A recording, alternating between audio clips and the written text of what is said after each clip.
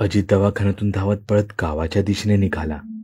ज्या गाडीवाल्याने त्याला व त्याच्या मुलीला दवाखान्यात आणून सोडलेलं तो त्याला बाजार तळावर भेटला. दिवसभर गिऱ्हाईके करून आता गावी परत जायला निघालेला तो. त्याने अजितला आपल्या गाडीत घातलं व गाडी वेगाने गावाकडे मार्गस्थ झाली.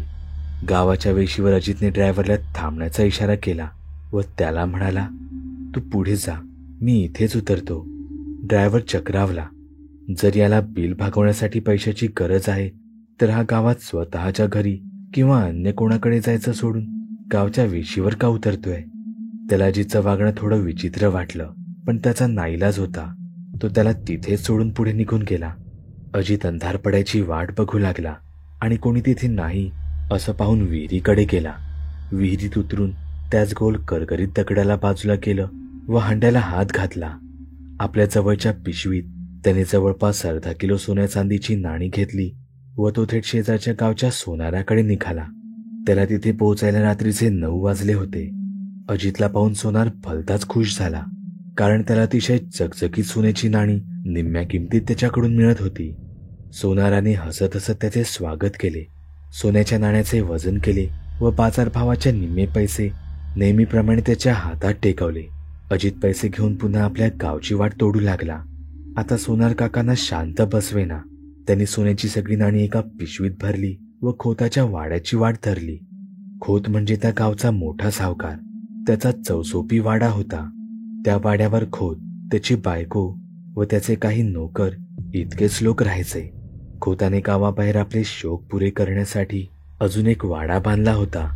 तिथे त्याने पारू नायकिणीला आणून बसवलं होतं. रात्रीच्या वेळी खोत तिथेच पडीक असायचा आणि तिथे खोताचा रंगमहाल भरायचा. रात्रीच्या वेळी तिकडे कोणी फिरकले तर खोताला प्रचंड राग यायचा. पण आज सोनार काकांना खात्री होती की अजितचं एवढं मोठं गुपित आणि शिवाय जवळपास अर्धा किलो सोने चांदीची नाणी खोताला दिसल्यावर खोत आपल्यावर खुश होईल आणि आज त्याच्या रंगमहालात महागड्या विदेशी दारू बरोबरच पारूचा नाच सुद्धा बघायला मिळेल. म्हणून सोनार काका मनातल्या मनात खुश झाले. जरा घाबरतच सोनाराने खोतांच्या वाड्याचं दार ठोठावलं. इतक्या रात्री कोण आले म्हणून खोताने वैतागून शिव्यांची लाखोली वाहत दरवाजा उघडला. पाहतो तर काय, दारात चंदू सोनार थैली घेऊन उभा. खोताने त्याला जरा रागानेच विचारले, एवढ्या रात्री इथं कशाला मरायला आलायस? उद्या सकाळी माझ्या वाड्यावर आला असतास तर काही दुनिया जळून जात नव्हती. सोनाराने कान पकडून खोताची माफी मागितली व त्यांना सांगितले की मी अशी वस्तू आणली आहे की जी पाहून तुमचा राग एकदम बर्फासारखा थंड होईल. असं म्हणताच दोघे आत शिरले. सोनाराने आपल्या काखेतील पिशवी काढून मुठभर सोन्याची नाणी काढून खोताच्या हातावर ठेवली. खोत चांगलाच दारू पिऊन तर्रच झाला होता, पण इतकी सोन्याची नाणी पाहून त्याची दारू झटक्यात उतरली आणि तो म्हणाला, अरे चंद्या, कुठे दरोडा घातलास की काय? मग चंदू सोनार विदेशी दारू आणि पारूचा नाच दाखवण्याच्या अटीवर सगळं काही सांगायला तयार झाला.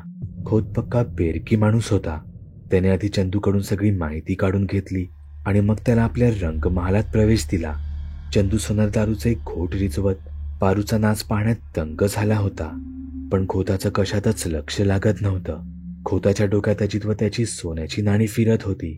पारूने लाडात आपला पदर खोताच्या तोंडावरही टाकला, पण खोताने रागाने तिचा पदर झिडकारला व तेथून निघून गेला.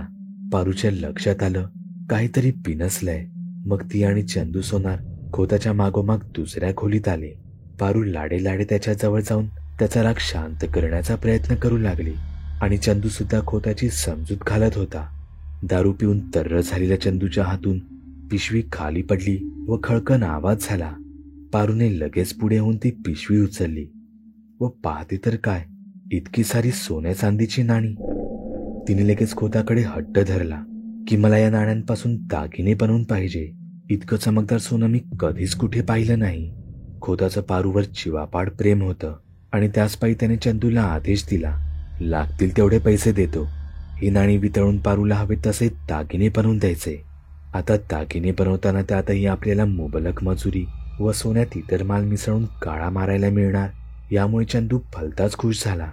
आज त्याला विदेशी दारू, मटण व पारूचा नाच पाहायला मिळणार होता आणि आता उद्यापासून तिच्यासाठी दागिने घडवायचे होते. म्हणजे पारू रोज भेटणार या विचाराने चंदू सोनाराला गुदगुदल्या व्हायला सुरुवात झालेली. तो खोताला रामराम करून तडक आपल्या घरी निघून गेला. इथे अजितला रात्रभर झोप लागेना. इतके पैसे त्याने कधी आपल्या त्या मोडक्या तोडक्या घरात ठेवलेच नव्हते. त्यामुळे ती अख्खी रात्र जागून काढली व सकाळी तो तालुक्याच्या गावाला जायला निघाला. वाटेतच त्याला खोत आपल्या मोटारीतून येताना दिसला. खोताला नमस्कार करून अजित पुढे जायला निघाला. तोच खोताने त्याला आपल्या गाडीत बसण्याची विनंती केली व म्हणाला, चल, मी तुझ्यासोबत तुझ्या लेकीला बघायला तालुक्याच्या दवाखान्यात येतो. अजितला कळेना हा सगळा काय प्रकार आहे, पण तो गुपचूप खोताच्या गाडीत बसला. गाडी वेगाने निघाली आणि खोत आपली दुकानदारी आस्था दाखवत त्याच्याशी अतिशय गोड आवाजात बोलू लागला. इकडच्या तिकडच्या गप्पा मारून त्याने सरळ सोन्याच्या नाण्यांच्या विषयाला हात घातला. सोन्याच्या नाण्यांचा विषय ऐकताच अजित चपापला आणि ती माझ्या सासरवाडीकडून मिळालेली आहेत असं सांगून त्यांना वेळ मारून न्यायचा प्रयत्न केला. पण इतक्यावर मानेल तो खोत कुठला. खोताने मनातल्या मनात काहीतरी विचार केला आणि अजितला दवाखान्याच्या बाहेर सोडून मला दुसरीकडे काम आहे म्हणून तिथून निघून गेला. अजितने दवाखान्याचे बिल भागवून व सगळी कागदपत्रांची पूर्तता करून डॉक्टर साहेबांना नमस्कार करून गावची वाट धरली. परतीच्या प्रवासात शेवंती त्याला बोलली, तुम्हाला कुठून एवढा सगळा पैसा मिळतो हे मला माहीत नाही, पण कष्ट न करता मिळालेला पैसा आयुष्यात अडचणीशिवाय काहीच घेऊन येत नाही आणि म्हणून तुम्ही जो काही मार्ग धरला आहे तो सोडून द्या. अजित शांतपणे पुढे बघून चालत होता. तो काहीच बोलला नाही. इकडे चंदू सोनार दागिन्यांचा माप घेण्याच्या बहाण्याने पारूला आपल्या घरी घेऊन गेला आणि तिच्याशी गोड गोड गप्पा मारत तिचे मन वळवण्याचा प्रयत्न करू लागला.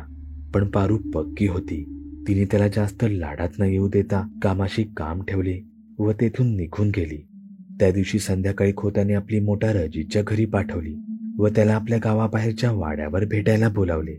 अजित त्याच्या आमंत्रणाला नाही म्हणू शकला नाही, कारण खोताचे त्याच्यावर अनेक उपकार होते. निमूटपणे गाडीत बसून अजित खोताच्या गावाबाहेरील वाड्याकडे म्हणजे रंगमहालाकडे जायला लागला. आज स्वागताला खोत स्वतः दारात उभा होता. अरे ये अजित, मी तुझीच वाट बघत होतो. तुझ्यासाठी खास विदेशी स्कॉचची बाटली फोडली आहे आणि पारूला तुझ्यासाठी खास नजराणा पेश करायची फरमाईश केली आहे. ये बस आणि माझ्याबरोबर थोडी घे आणि या सगळ्या अडचणी, त्रास सगळे विसरून जा. अजितला हे सगळं नवीन होतं, पण त्याला आपले त्रास विसरण्यासाठी दारूचा आसरा घ्यावा असं आज आयुष्यात पहिल्यांदा वाटलं. खोताच्या वाड्यावर मैफिल चांगलीच रंगली. त्याने अजितला भरपूर दारू पाजली व त्याच्याकडून सोन्याचे रहस्य काढून घ्यायचा प्रयत्न केला. अजित हा निर्व्यसनी माणूस होता. तो दारूच्या 2-3 पेगमध्येच मदहोश झाला व निरर्थक बडबड करत 5 मिनिटात झोपी गेला.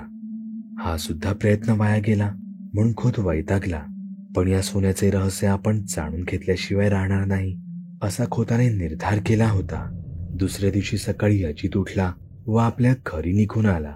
काल रात्रीच्या प्रकाराबद्दल त्याला अपराधी वाटत होतं, पण बायकोसमोर काही बोलायचं नाही असं ठरवून तो निमूटपणे घरात शिरला. घरी येऊन 1-2 तासच झाले असतील. तो खोत स्वतः त्याच्या घरी दत्त म्हणून हजर. त्याला पाहताच अजित घाबरला आणि काल रात्रीच्या प्रकाराबद्दल याने माझ्या बायकोला काही सांगितलं तर काही खरं नाही म्हणून अजित घाबरला. खोत खरं तर सोन्याच्या नाण्यांची माहिती घ्यायला आलेला, पण अजितच्या बायकोकडे पाहून तो सोन्याची नाणी विसरून गेला. इतके दिवस फाटके तुटके कपडे घालणारी, दुसऱ्याच्या घरी धुणी भांडी करणारी शेवंती आता एखाद्या अप्सरेसारखी दिसू लागली होती, कारण तिच्या अंगावर नवे कपडे व दागिने आलेले. चेहऱ्यावर तेज दिसत होते आणि तिचे हेच अनुपम सौंदर्य मला इतक्या दिवसात का दिसले नाही म्हणून खोत विस्मित झाला. सोन्याची नाणी गेली खड्ड्यात. आता ही सोन्यासारखी शेवंती मला पाहिजे असा निर्धार त्याने मनाशी केला. आता हिला आपल्या जाळ्यात कशी ओढता येईल याचं प्लॅनिंग त्याच्या डोक्यात सुरू झालं. मग खोताने त्या दिवशी रात्री परत अजितला आपल्या वाड्यावर बोलावलं. पुन्हा दारू, पुन्हा नाचगाणी आणि बेशुद्ध पडलेला अजित. अजित पूर्णपणे गपगार पडलेला पाहून खोताने तडक आपला मोर्चा त्याच्या घराकडे वळवला व पारूला अजितवर लक्ष ठेवण्यास सांगितले. रात्रीच्या अंधारात आपली मोटार वेगाने पळवत खोत अजितच्या घरी आला. त्याने दरवाजा ठोठावला. शेवंतीला वाटलं अजित आला असेल म्हणून तिने दार उघडलं, तर खोत एकदम आत घुसला. व त्याने दार लावून घेतलं होतं. तो तिला म्हणू लागला, त्या भिकारी अजितकडे काय आहे? त्यापेक्षा माझी राणी हो, मी तुला आयुष्यभर सुखी ठेवीन, सोन्या नाण्याने मडवीन. खोतपक्का वासनेच्या आहारी गेला होता आणि तो शेवंतीच्या अंगाला स्पर्श करू पाहत होता. हे सर्व शेवंतीला सहन झाले नाही. ती मदतीसाठी ओरडू लागली, पण खोताने तिचे तोंड दाबले व तिला आपल्या जवळ ओढू लागला. आता शेवंतीचा नाईलाज झाला होता. त्याच्या राक्षसी बळापुढे तिचा टिकाव लागणे अशक्य होतं. तिने खोताला धक्का देऊन पाडले व स्वयंपाकघरातील सुरी हातात घेऊन खोताला बाजूला होण्यास सांगू लागली. तरीही खोत ऐकत नव्हता. तो पुढे पुढे येत होता. मग शेवंतीने नाईलाजाने ती सुरी स्वतःच्या पोटात खुपसली आणि स्वतःचा शेवट करून घेतला. खोत घाबरला आणि तिथून पळून गेला. दुसऱ्या दिवशी सकाळी अजित घरी आला. पाहतो तर जमलेली गर्दी आणि रक्ताच्या थारोळ्यात पडलेली शेवंती. अजितला काहीच कळेना की हा काय प्रकार आहे. आपल्याला फुकट मिळालेल्या गुप्तधनाची एवढी मोठी किंमत मोजावी लागेल असा विचारही त्याने कधी केला नव्हता. आता अजितचं पुढे काय होणार? खोताला त्याच्या कर्माची शिक्षा मिळणार की नाही यासाठी पाहायला विसरू नका. गुप्तधन भाग 4.